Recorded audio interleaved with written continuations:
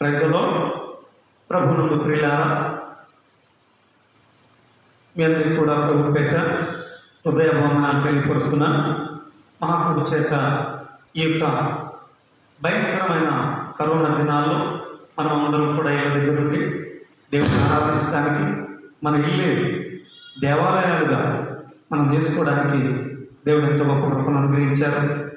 పిల్లలారా, దీని గురించి విస్తారంగా మాట్లాడటానికి నాకు మనసు లేదు, కానీ నేను మీతో పిల్లలను వాక్యాన్ని పంచుకోవాలని, మీరందరూ కూడా ఈ వాక్యాన్ని పిల్లలు ధ్యానించాలని ప్రభుపేట నేను మీ అందరూ ఎలా ఆశించున్నాను.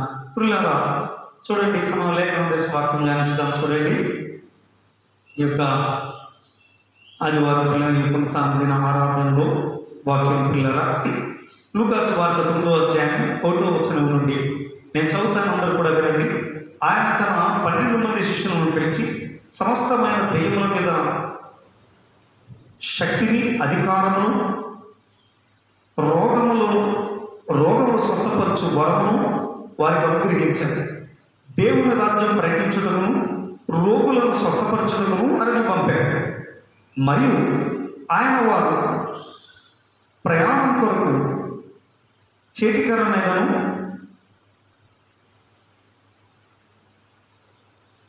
జాలినైనను రొట్టెనైనను వెండినైనను మరి దేనినైనను తీసుకొని పోవద్దు. 2 అంగీలు ఉంచుకొనవద్దు. మీరు ఏ ఇంట ప్రవేశించురో ఆ ఇంటనే బస చేసి అక్కడ నుండి బయలుదేరుడి.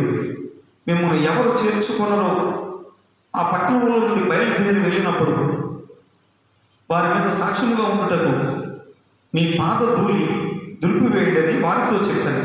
వారు బయలుదేరి అంతటను సువార్త ప్రకటించుచు రోగులను స్వస్థపరచుచు గ్రామంలో సంచారం చేసేవి. దేవుడు తన పరిశుద్ధ వాక్యం దీవించునుగా. ప్రార్థన చేసుకుందామని నాతో ప్రాణం మూసుకుని ఏకీభవించండి.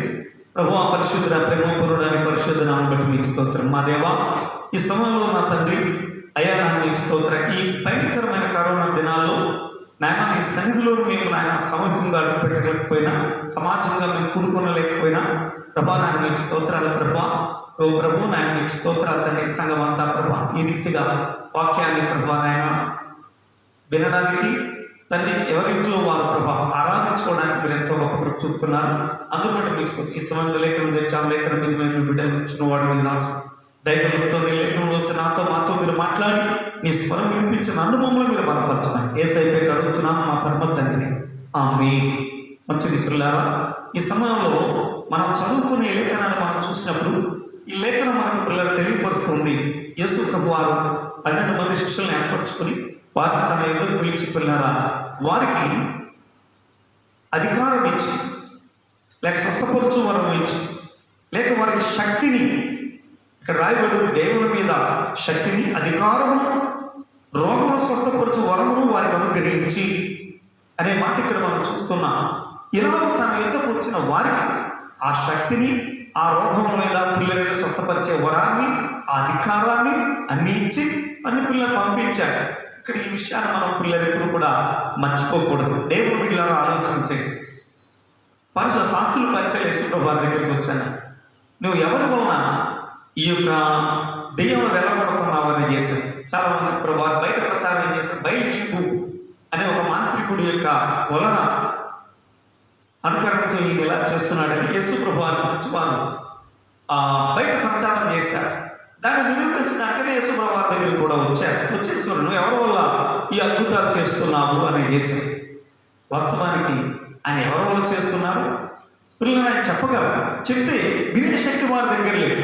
కాబట్టి వారికి ఆ వాస్తవం చెప్పడానికి పిల్లలు వినే శక్తి వారికి లేని కారణం చేత వినగలిగిన పిల్లల వారు కాదు, మహావేది కోపం కలిగిన వారి ప్రజలు. కాబట్టి పిల్లల వారి యొక్క బలహీనత కలిగిన ప్రభు వారికి నేరుగా పిల్లల ఆ సమాధానం చెప్పకుండా వారికి పిల్లల చక్కటి సమాధానం ఇచ్చాడు. మీ పిల్లలు ఎవరి వల్ల శక్తి, ఎవరి వల్ల ఈ స్వస్థతలు జరిగిస్తున్నారు అని అన్నాడు. దాని గురించి వారి పిల్లలు మాట్లాడలేదు. అయితే నేను మీకు చెప్పనని నేను చెప్పాడు.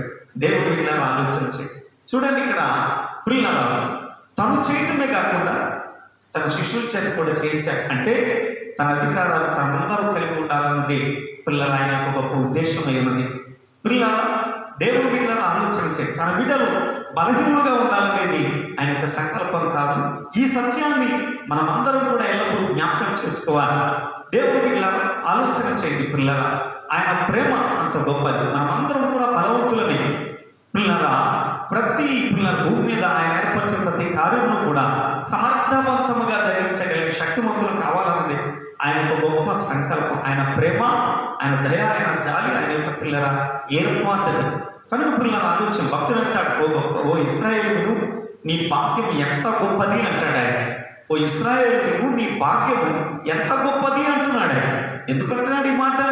యెహోవా రక్షించని అంటే ఆయన సన్నిధికి వెళ్ళిన నీవు, ఆయన దేవుడిని తెలుసుకున్న నీవు, ఆ సమస్త విగ్రహారాధన విడిచిపెట్టి ఆయన సన్నిధికి వచ్చి నువ్వు చాలా గొప్పవాడు. ఎందుకంటే నిన్ను బలహీనుడిగా ఆయన విడిచిపెట్టాడు, నామమాత్రపు వ్యక్తిగా నిన్ను విడిచిపెట్టాడు. లోకుల వలె ఉండడం కాదు. ఎక్కడ చెప్తుంది? తన కుమారుడు అనేకులలో జ్యేష్ఠుడు అన్నాడు. అంటే పిల్లరా, అందరికన్నా ఉత్తముడు, ఉన్నతుడు అవ్వాలన్నది దేవుని యొక్క సంకల్పమైంది. ఆ సంకల్పం చొప్పునే దేవుడు పిల్లల వారికి శక్తిని ఇచ్చి ఉన్నాడు. అంటే పిల్లలు ఆయన దగ్గరికి వచ్చిన వారందరూ శక్తిని కలిగి ఉన్నారు. ఆయన సన్నిధిలో అడుగు పెట్టిన వారందరూ శక్తిని కలిగి ఉన్నారు. వారి పిల్లలు గొప్ప అధికారంలో కలిగి ఉన్నారు. ఈ సత్యాన్ని ఎరిగి ఉన్నావా? నువ్వు తెలుసుకోవాలని ప్రభు పిల్లల మాటను నీకు తెలియపరుస్తున్నాడు. దేవుడు పిల్లలు ఆయన సన్నిధికి వచ్చి నీవు పిల్లలు మొట్టమొదటి ఆలోచించాల్సిన శక్తివంతుడవు. ఆయన నీకు శక్తిని ఇచ్చాడు, ఆయన నీకు బలాన్ని ఇచ్చాడు. నీకు తెలియని శక్తి నీలో ఉంది. నువ్వు అనుకుంటున్నావు ఏదేదో తలుచుకుంటున్నావు. ఎవరో వచ్చి చేయించి ప్రార్థన చేస్తేనే కానీ నాకు స్వస్థ అవుతుంది నువ్వు అనుకుంటున్నావు. ఎవరో నాకు వరుసలు ప్రార్థన చేస్తేనే కానీ అసలు అలాంటి బానిసత్వం ప్రభు ఏర్పరచండి. నీకు స్వతంత్రత ఇచ్చాడు దేవుడు. పిల్లరా, నీకు ఇచ్చిన స్వతంత్రత ఏంటో, నీకు ఇచ్చిన అధికారం ఏంటో నువ్వు పిల్లరా గ్రహించాలి. దాన్ని చేపట్టి నువ్వు పని చేయాలి. నువ్వు పని చేయడానికి నువ్వు సిద్ధపడాలన్నమాట. ఈ పిల్లరా ప్రభుని ఎడల పిల్లరా ఆయనకున్న పిల్లల కోరిక ఉన్నది, ఆయన ఏర్పాటైంది. దేవుని పిల్లల ఆలోచన చేయండి. శిష్యులకు శక్తినిచ్చాడు, ఇచ్చి సర్వలోకం తెలిసిన సృష్టికి సువార్తను ప్రకటించండి అన్నాడు. దేవుని పిల్లల ఆలోచన చేయండి. అయితే ఇక్కడ ఒక విషయాన్ని మనం జ్ఞాపకం చేసుకోవాలి. మీకు వచ్చాడు ఇదే శక్తి మోషేకి ఇచ్చాడు. ఇదే శక్తి మోషేని పిలిచి కూడా మోషేకి ఇచ్చాడు శక్తి. ఇక్కడ యేసు ప్రభువు శిష్యులకి ఇచ్చాడు. ఆ రోజు కూడా అదే ప్రభువారు మోషేకి ఇచ్చాడు. చూడండి, ఇక్కడ మోషేకి ఇచ్చిన శక్తి ఇక శిష్యులకి ఇచ్చిన శక్తి. ఎవరికైనా శక్తి ఇచ్చాడు ఆయన, కానీ వాళ్ళు ఎలా ఉపయోగించారు, వీళ్ళలో ఉపయోగించారు. ఆయన ఎలా ఉపయోగించాడు, వీళ్ళలో ఉపయోగించారు. ఈ విషయాన్ని మనం అర్థం చేసుకోవాలి. ఆయన ఇశ్రాయేలును విమోచించడానికి, ఇశ్రాయేలు వాగ్దాన దేశంలో నడిపించడానికే ఉపయోగించాడు దాన్ని. దేవుని బిడ్డలారా ఆలోచించి. కానీ వీళ్ళైతే సర్వలోకంలోకి వెళ్ళి సర్వ సృష్టికి ప్రకటించడానికి పిల్లారా ఏమిటి ఆ సర్వ సృష్టికి కూడా దేవుడి యొక్క శక్తిని, ప్రేమను, బలాన్ని పిల్లలు కనపరచడానికి దేవుడు పిల్లరా ఎవరికి వారికి శక్తిని ఇచ్చాడు, ఎవరు శిష్యులకి ఇచ్చాడు శక్తి. కనుక శక్తి అనేది ఇవ్వటం అనేది కామన్. కాబట్టి ఆ కామంలోంచి నువ్వు గ్రహించాల్సింది నీకు కూడా ఆయన శక్తిని ఇచ్చాడు. నీకు ఇచ్చిన శక్తి పిల్లలు మోషేకి ఇచ్చిన శక్తి ఒకసారి ఆలోచించు. మోషేకి ఇచ్చిన శక్తి పిల్లలు చాలా గొప్పది. ఇక వీళ్ళకి ఇచ్చిన శక్తి కన్నా మోషేకి ఇచ్చిన శక్తి చాలా గొప్పది. అది మాత్రం నువ్వు మర్చిపోకూడదు. దేవుడు వీళ్ళ ఆలోచన చేయి. ప్రతి వారు కూడా సేవకులకు ఇచ్చిన శక్తి కన్నా మోషేకి ఇచ్చిన శక్తి గొప్పదన్న సంగతిని ఎవ్వరూ మర్చిపోకూడదని ఒక్కసారి పిల్లరా విశ్వాసం మోసే విశ్వాసం సాదృశ్యంగా ఉన్నాడు. విశ్వాసానికి దేవుడు ఇచ్చిన శక్తి సామాన్యమైంది కాదు. ఆ శక్తిని మనుషులు గ్రహించలేకపోతున్నారు. తాము పొందిన రక్షణ యొక్క విలువేంటో తెలుసుకోలేకపోతున్నారు. ఆ గ్రహించకనే మనుషులు పిల్లరా పనికిరాని వారిగా పిల్లలు మిగిలిపోతున్నారు. లోకం ముందు పిల్లరా ఏమంటే పిల్లలు విలువైన వారిగా కనబడుతున్నారు. కానీ సేవకుడి కన్నా విలువైన శక్తి ఆయన మీకు ఇచ్చాడు. ఆ సంగతి నువ్వు గ్రహించాలన్నది ఈ వాక్యం యొక్క సారాంశమైంది, ప్రభు చిత్తమైంది. అందుకే ప్రభు ఈ రోజు నీతో ఈ రీతిగా మాట్లాడుతున్నాను. సహోదరుడా చూడండి, మోషేకి ఇచ్చిన శక్తి గురించి నేను మీతో మాట్లాడాలనుకుంటున్నాను. సేవకుడికి ఇచ్చిన శక్తి కోసం కాదు. మోషేకి ఇచ్చిన శక్తి సేవకుల శక్తి సేవకులదే, మోషే శక్తి మోషేదే. సేవకుల శక్తి నీకు ఇవ్వడు, మోషేకి ఇచ్చిన శక్తి నీకు ఇస్తాడు. మోషే దేనికి ఉపయోగించడం నువ్వు దానికి ఉపయోగించాలి. అది నీ పని. సేవకులకి ఇచ్చే శక్తి సేవకుల పిల్లలండి మిగతా వాళ్ళకి అప్పుడప్పుడు ఇస్తే ఇవ్వచ్చు. కానీ అందరికీ కూడా విశ్వాసులందరికీ కూడా మోషే శక్తిని తప్పకుండా ఇస్తాడు. చూడండి, మోషేకి శక్తిని ఇచ్చాడు. పిల్లల ఆయన కర్రను పాముగా చేశాడు, మరలా దాన్ని తిరిగి పామును కర్రగా చేశాడు. పిల్లల ఆరోగ్యంగా ఉన్న చేతిని ఛాతి మీద పెట్టుకుని అనారోగ్యం శ్రోగంగా మార్చాడు, మళ్ళీ ఛాతి మీద పెట్టుకుని ఆరోగ్యం మార్చి. అలాగే రాజులు ఉంటారు. పరక పేజు 10 అంటే 11 అద్భుతాలు చేశాడు. ఏమిటి అయితే మనకు తెలుసు. ఇదంతా ఎందుకు చేశాడు? మోషేను నమ్మించడానికి, మోషేను రక్షించడానికి, ఐగుప్తు రక్షణ కాదు. మోషే చేసిందంతా ఐగుప్తీల రక్షణ కొరకు కాదు. ఎక్కడైనా ఒక ఐగుప్తులను రక్షించబడినట్టుందా? లేదు. ఏ మోషేకి ఎందుకు ఇచ్చాడు ఈ శక్తి అంతా? మరి పిల్లలను శిష్యులకి ఇచ్చింది సర్వలోకమును రక్షించడానికి. కానీ ఇక్కడ మోషేకి ఇచ్చింది ఐగుప్తుల కోసం, ఇశ్రాయేలీయులను రక్షించడానికి, నీ కుటుంబాన్ని రక్షించడానికి నీకు శక్తిని ఇచ్చాడు. అది నువ్వు మొట్టమొదటి గ్రహించాలి. నీ కుటుంబాన్ని నువ్వు రక్షించుకోవడానికి నీకు శక్తిని ఇచ్చాడు. నీ కుటుంబాన్ని విడిపించుకోవడానికి నీకు శక్తిని ఇచ్చాడు. నీ కుటుంబాన్ని నడిపించుకోవడానికి నీకు శక్తిని ఇచ్చాడు. ఆ శక్తిని బలము పిల్లల కార్యము నువ్వు గ్రహించకుండా, నువ్వు ఆ పని చేయకుండా సోమరిగిపోతానంటే ఎలా? దేవుడి పిల్లలు ఆలోచన చేయి. మోషే అన్నాడు, నేను నోటి మాన్యం గలవాడిని, నా వల్ల కాదన్నాడు. నువ్వు ఎవరైనా ఏర్పాటు వేసుకున్నాడు, నువ్వేరా నిన్నే ఏర్పాటు చేసుకున్నావు అని చేశాను. నోటు లేనోడు నోటు ఇచ్చినాడు, ఇది చూపు లేనోడు చూపులు గుడ్డు పడుచు వచ్చాను నేనే కదా చెప్పాడు. ఆ మాట మోషేతో చెప్పాడు. కాబట్టి పిల్లలు ఆలోచన చేయండి. అబ్బే నేను చదువుకోలేదండి, అబ్బే నేను అదే ఇద్దానంట. నీకు తింటా ఎవరు నేర్పాడు? ఎవరు నేర్పాడు నీకు తింటాం? బట్టలు వేసుకోవడం, స్నానం చేయడం ఎవరు నేర్పాడు? అలాగే దేవుడు పిల్లలు ఆలోచన చేయండి. నీ చదువు నీకు నేర్పలే, నీ జ్ఞానం నీకు నేర్పలే, నువ్వు నేర్చుకున్నావు. అందరికీ ఉండే పిల్లలు పరిపూర్ణమైన పిల్లలు జ్ఞానం. కాబట్టి ఇక్కడ నేను చెప్పేది ఏంటంటే, నీకు ఇచ్చిన శక్తి ఏంటో సార్ ఆలోచన చేయి. దాన్ని ఒక్కసారి జ్ఞాపకం చేసి నువ్వు చేయగలవు. నీ కుటుంబాన్ని నడిపించుకోగలవు, నీ కుటుంబాన్ని తీర్చిదిద్దుకోగలవు. అలాగే నేను బలవంతుడు కావడానికి రక్షణలోనికి తన సన్నిధికి ప్రభు నిన్ను పిలిచాడు. ఆ శక్తిని ఇచ్చాడు పని చేయడానికి. నీకు సేవకుడు ద్వారా, సంఘం ద్వారా నేను బలపరుస్తున్నాడు. నువ్వు ఏం చేస్తున్నావు? సంఘం మీద తిరగబోతు, సేవకుడు మీద తిరగబోతు, ఇవే చేస్తున్నావు. ఇంకో సంఘం పెట్టి ఇప్పుడు లేదంటే అబ్బాయి దేవుడు నాకు స్వస్థపరం ఇచ్చాడు అని శిష్యులకి ఇచ్చాడు. మోషేకి ఇవ్వలేదండి. మోషే పని మోసేదే, శిష్యుల పని శిష్యులదే. ఇది మోసే నీకు ఇచ్చిన పని. నీ కుటుంబం మొట్టమొదటి కుటుంబం రక్షించబడాలి. నీ కుటుంబం రక్షించబడితేనే, నీ కుటుంబాన్ని నువ్వు తీర్చిదిద్దుకుంటేనే మంచి సంఘం ఏర్పరచబడదు. మంచి సంఘం ఏర్పరచబడితేనే మంచి సమాజం ఏర్పరచబడదు. కాబట్టి ఇక్కడ పిల్లలు చక్కగా పని చేసుకోలే పిల్లలు. పిల్లరా నిన్ను విడిపించుకునే పిల్లల పరిస్థితి. నీలో అనేక బలహీనత, కోపం.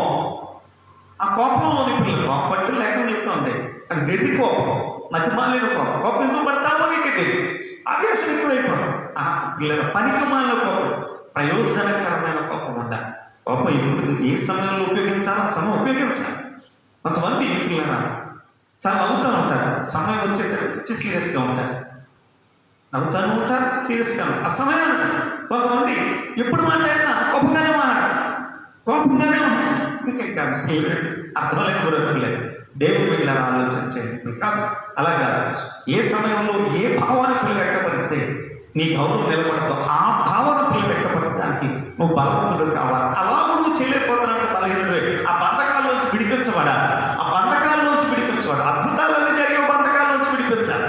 ఈ శక్తి అంతా ఇచ్చింది నువ్వు విడిపించుకోవడానికి. నీ బలహీనత విడిపించుకో. మోకరించి ప్రార్థన చేయలేవు, విశ్వాసంతో సన్నిధికి వెళ్ళలేవు, విధేయతతో సన్నిధిలో ఉండలేవు, నిన్ను నీవు అణుచుకోలేవు, దేవుడికి లోపరుచుకోలేవు.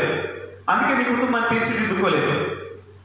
లేఖనంలో భక్తుడు చెప్తాడు, తగ్గించుకోలేక దుఃఖించనేలా. నువ్వు తగ్గించుకోలేకపోతే నీ కుటుంబంలో ఏడవలసిన పరిస్థితి. నెత్తి నోరు బాధేసుకుని పిల్లలు ఏమి చేయలేని అసమర్థత స్థితి. ఈ భయంకరమైన స్థితి నుండి నువ్వు విడిపించబడాలి అంటే ముందు నీవు పిల్లలని నీకు దేవుడిచ్చిన శక్తిని గుర్తించి నిన్ను నీవు విడిపించుకోవటానికి పిల్లలను మొట్టమొదటి ప్రయత్నించి నిన్ను నువ్వు విడిపించుకోవాలి. నీ కుటుంబాన్ని విడిపించాలి.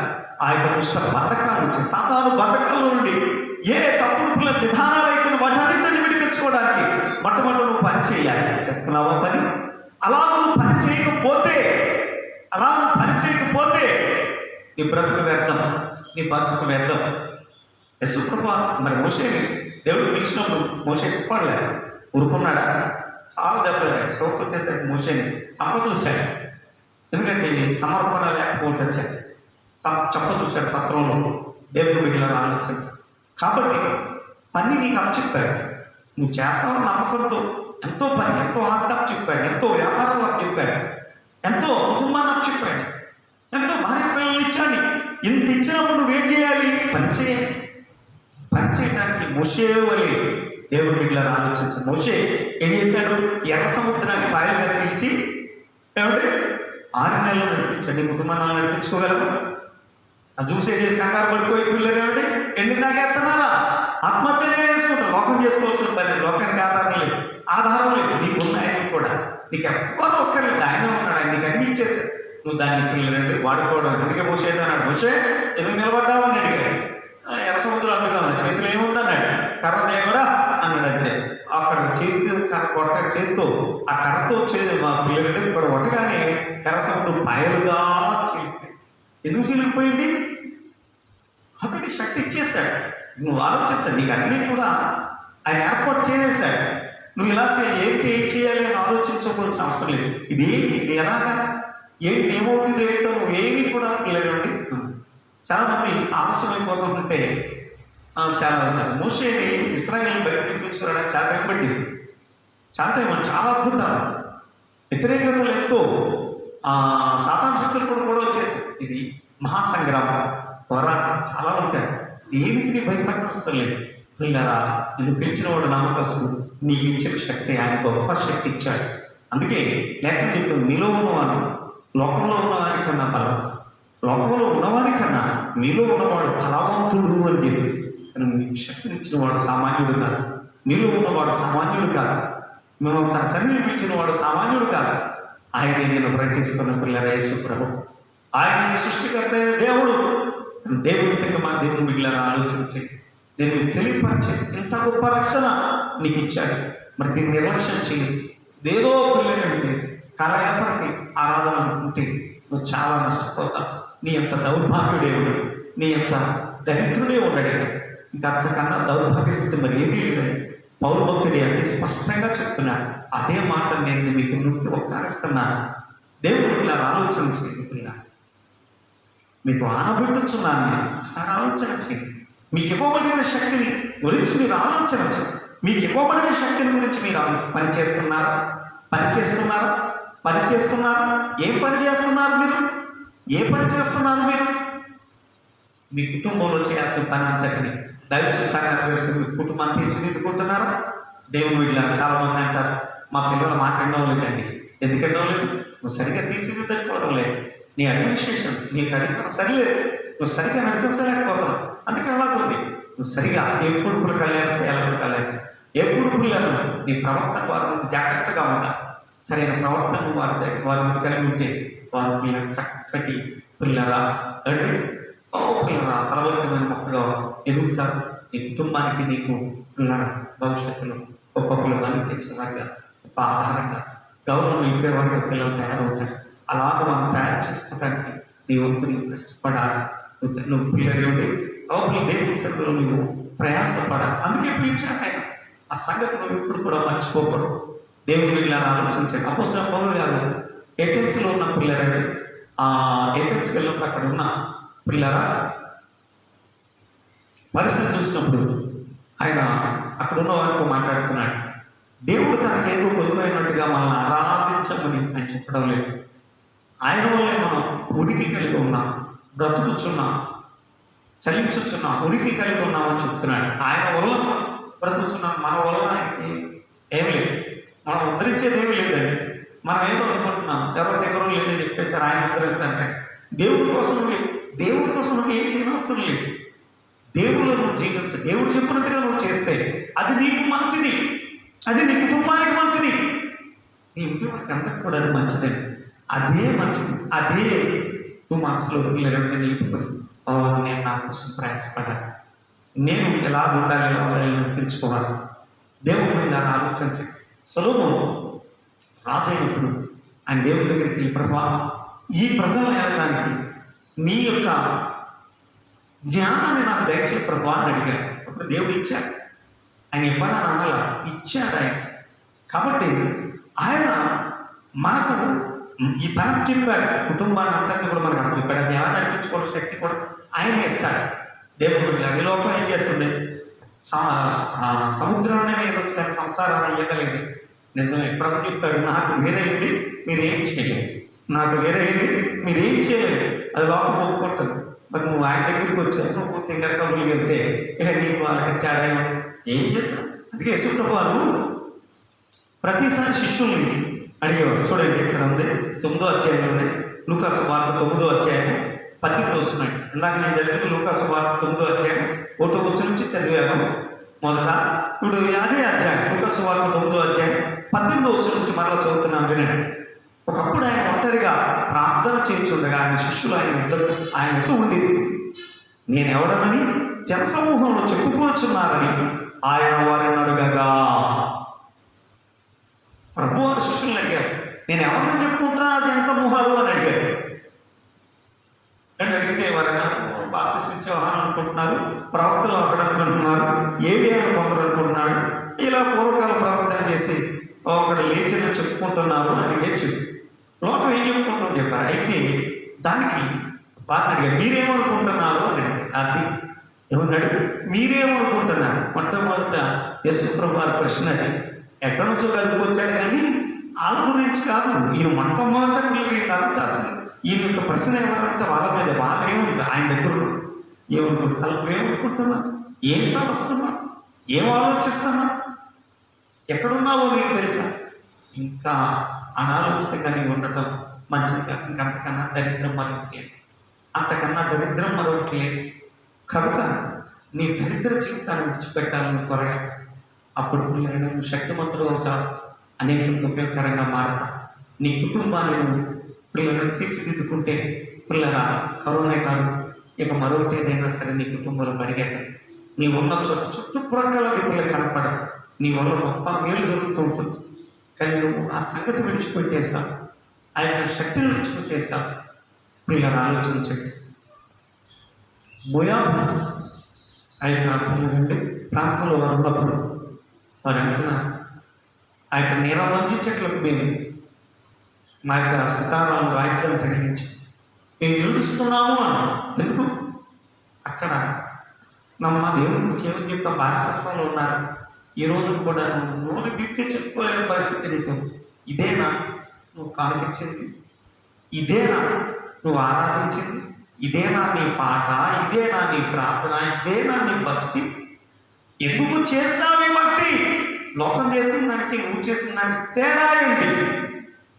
తేడా నువ్వు చూపించలేకపోతున్నావు, ఆ తేడా నువ్వు కనపరచలేకపోతున్నావు. లోకము నువ్వు దాన్ని కనపరచాలి. నీ భక్తి యొక్క ప్రత్యేకత ఏంటో నువ్వు కనపరచాలి.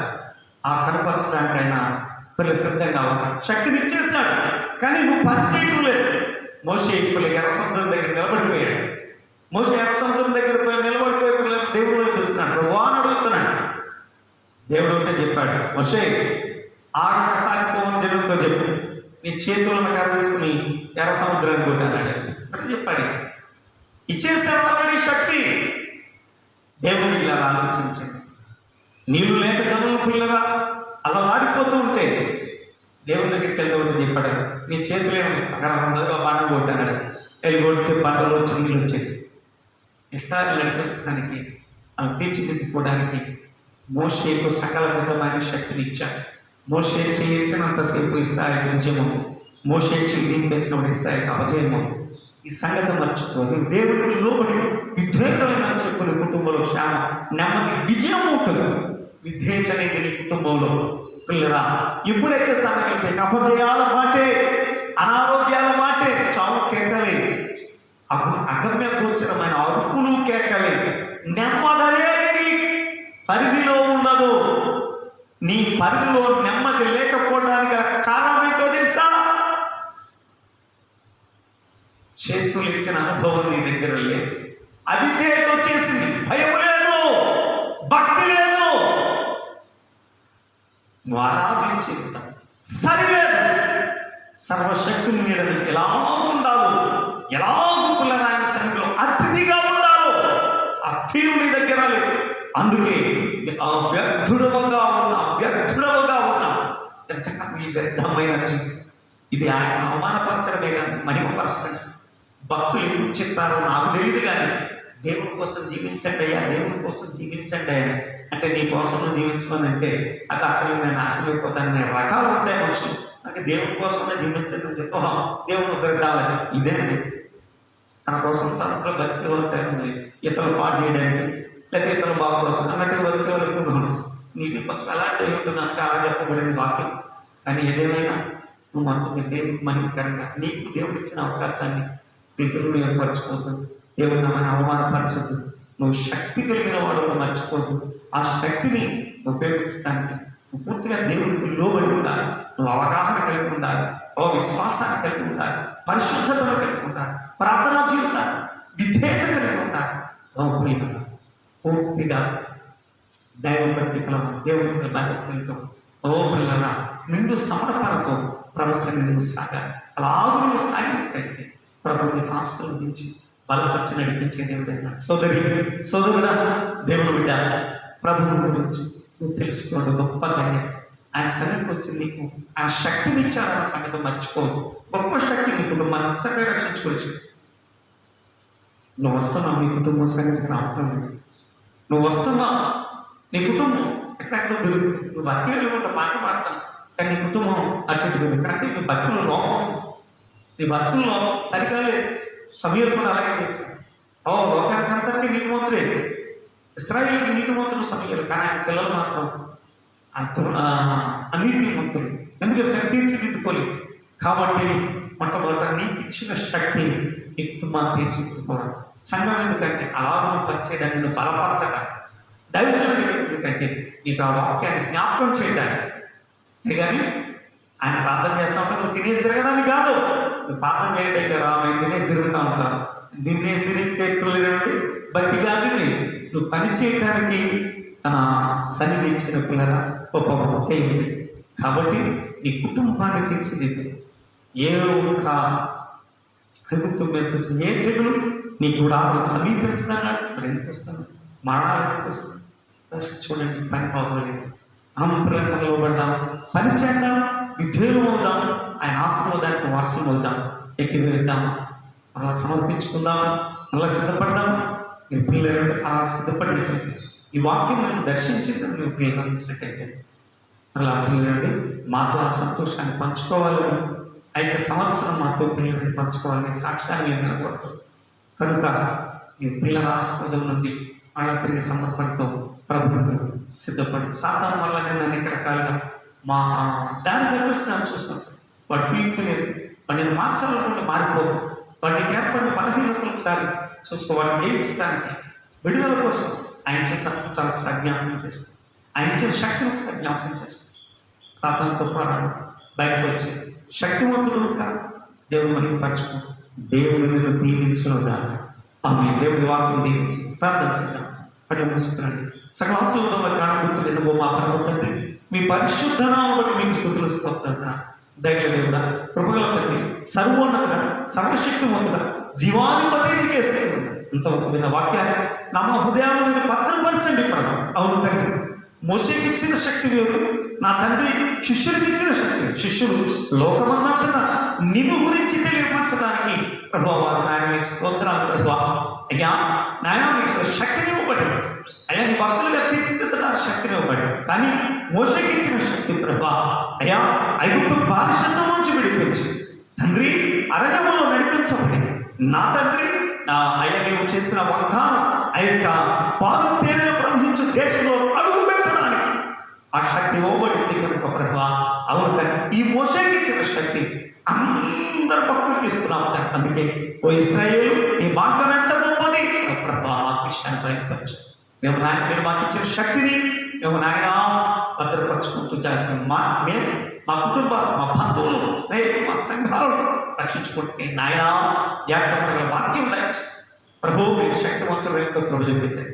అన్ని విషయాల్లో నేస్తమంతోడు దాచి వాక్యం ఎందరైతే కూర్చున్నారో ప్రతి ఒక్కరూ కూడా బలపరచబడ్డారు, నీ అందు స్థిరపరచబడ్డారు, నీ అందు సాయపడడానికి సహాయం చేయడం ప్రభు చూపించమని సంఘాన్ని ఆశీర్వదం ఆత్మలో సంకల్పం ప్రతి బిడ్డ విధేయతతో నీ ఆశీర్వాదాలు ఉండే భాగ్యం దాచి అన్ని విషయాలు తోడు దయచేసి కృపదిగా పరచు. ప్రార్థన సాయపడు వీళ్ళందరినీ వివాహం బిడ్డలు జ్ఞాపకం చేసుకో, పెళ్లి పెళ్లి కావాల్సిన బిడ్డలు జ్ఞాపకం అందరిలో సరిచి మీరే మైండ్ గత ప్రభావం సంశయం దానిగా మండిగా ప్రసాదించి దీవెన ధరించి ఓనా పెళ్ళి ప్రభావం బిడ్డలు మీరు నాయన సంతానం బిడ్డలకు సంతానం దయచేసి మీరే మైండ్ దీవెన దయచేసి వ్యాపారాలు, అలాగే తన ఉద్యోగాలు, అలాగే నాయన వ్యవసాయాలు, అలాగే నాయన సకల విధమైన నాయన పరిపాలన ఆశీర్వదించి తెలంగాణ ప్రభావం ముఖ్యంగా మా రాష్ట్రం వచ్చి కరోనా లైపరిచి మా రాష్ట్ర ప్రభుత్వాన్ని దీవించి నాయకులు జగన్ ఆశీర్వదించి తండ్రి 3 రాష్ట్రాలను తండ్రి అలాగే కోర్టు వారి నుంచి బుద్ధి దయచేయండి. వారి నాయన గడిపో రకంగా ఉండి నాయన ప్రసవ విషయంలో తండ్రి అయా మానవత్వం కనుపరచడం లేదు. అలా ఉండగా ప్రభా నాయన మీకు స్తోత్రాలు తండ్రి. ప్రభుత్వం నాయన నా తండ్రి నా మీకు స్తోత్రాలు. ఎలక్షన్స్ వద్దు, యాక్షన్ వేసిన యాక్షన్ అంటే లేదు, యాక్షన్ పెట్టమని చేసి కోరుతాను ప్రభా. ఈరోజు చాలా బాధలు పడిపోతున్నారు చాలామంది. దీనికి అందరికీ నాయన కోరితే కారణం మేము అనుకుంటున్నాం నా తండ్రి నాయన. కాబట్టి మీరే సహాయం చేయండి అయ్యా. ఒకరినొకరు ప్రేమించుకుని గౌరవించుకునే పట్ల ఉండేసి మానవత్వం మీరు అనుగ్రహించి మీరే మైంపుని దీవుండొచ్చు.